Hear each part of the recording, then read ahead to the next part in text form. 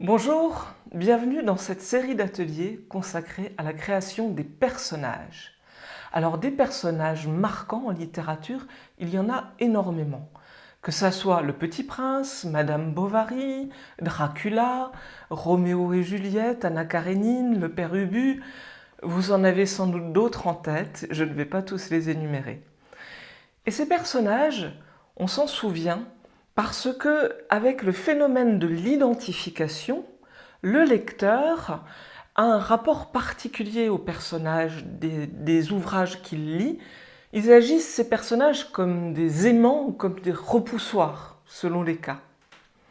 Donc ce que je vous propose, c'est d'étudier la création des personnages, notamment par rapport à leur environnement. D'abord, les personnages par rapport à la société, le monde dans lequel ils vivent. Ensuite, les personnages par rapport à leur environnement proche, les lieux où ils habitent, les personnages qu'ils côtoient. Et puis ensuite, les personnages par rapport à eux-mêmes, par rapport à leur histoire, leur vécu.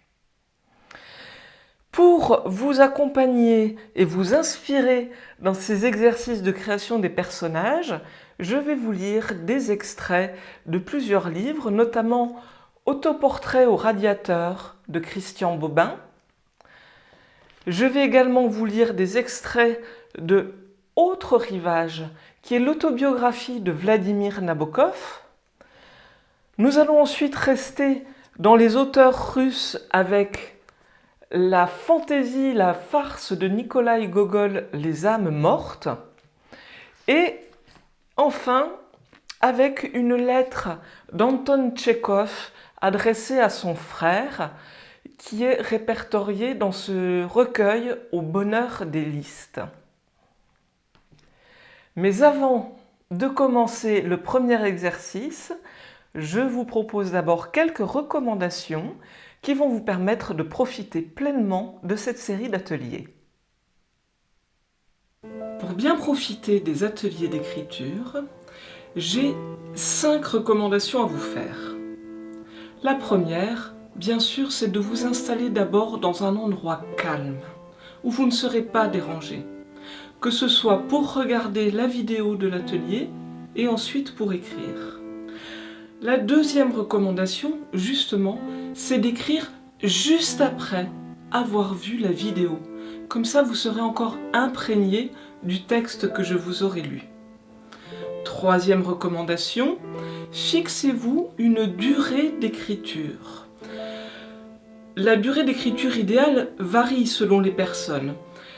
Moi, j'aime bien partir sur 1 heure. 1 heure, ça me semble idéal pour avoir le temps de développer des idées et en même temps éviter de partir sur un projet à long terme. Mais c'est très personnel, à vous de voir. Mais je vous laisse fixer ce temps d'écriture à l'avance également pour ne pas dépasser les 1000 mots maximum. Quatrièmement, pensez à relire vos textes avant de me les envoyer. D'abord pour vérifier qu'ils disent bien ce que vous vouliez dire, et ensuite pour enlever toutes les fautes d'orthographe, les coquilles, etc. Ce sera plus confortable à lire pour moi. Et cinquièmement, c'est vraiment le conseil le plus important que je puisse vous donner. Prenez plaisir à écrire. Osez. Écrivez des choses que vous n'auriez jamais écrites. Lancez-vous, expérimentez. Ces ateliers d'écriture sont là pour ça. Donc prenez un plaisir à écrire et surtout osez. Ce qui compte finalement dans les ateliers d'écriture, c'est l'expérience d'écriture. C'est grâce à cette expérience que peu à peu, vous allez tisser votre fil, votre chemin littéraire et que vous allez enrichir votre style et toutes les histoires que vous allez pouvoir raconter. Donc surtout, osez et prenez plaisir.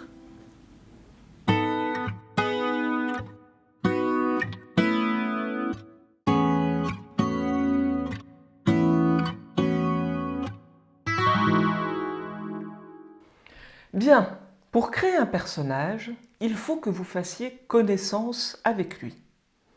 Alors, après avoir défini quelques traits de caractère, des particularités physiques, il est intéressant que vous vous questionniez sur son passé. Quel enfant était-il?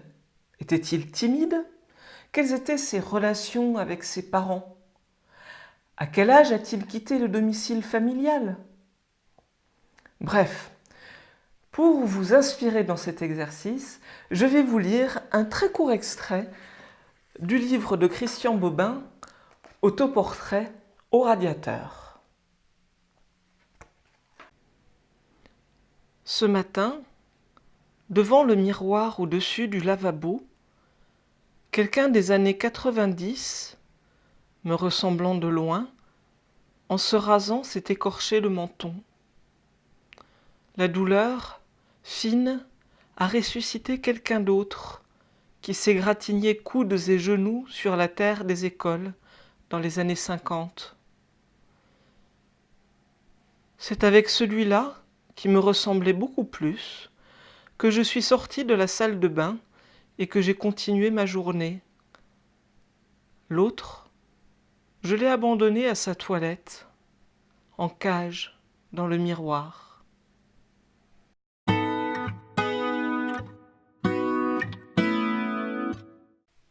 Je vous propose maintenant d'écrire le déroulement de la journée des deux personnages. Celui qui est sorti de la salle de bain et celui qui est resté en cage dans le miroir. Vous allez donc avoir deux récits. Ces deux récits, vous pouvez soit les entremêler, soit les séparer complètement, ou même les écrire en alternance d'un personnage puis l'autre. L'important, c'est de faire comprendre à la fois les similitudes et les différences entre ces deux personnages qui sont en fait la même personne à plusieurs années d'intervalle. Vous pouvez utiliser le personnage de l'extrait que je viens de vous lire ou utiliser un personnage de votre invention, comme vous préférez. Prenez ce qui vous inspire le plus. Je vous rappelle que je lis les textes de 1000 mots maximum, que vous m'enverrez au format doc ou RTF à l'adresse écrire avec ig@gmail.com. À bientôt!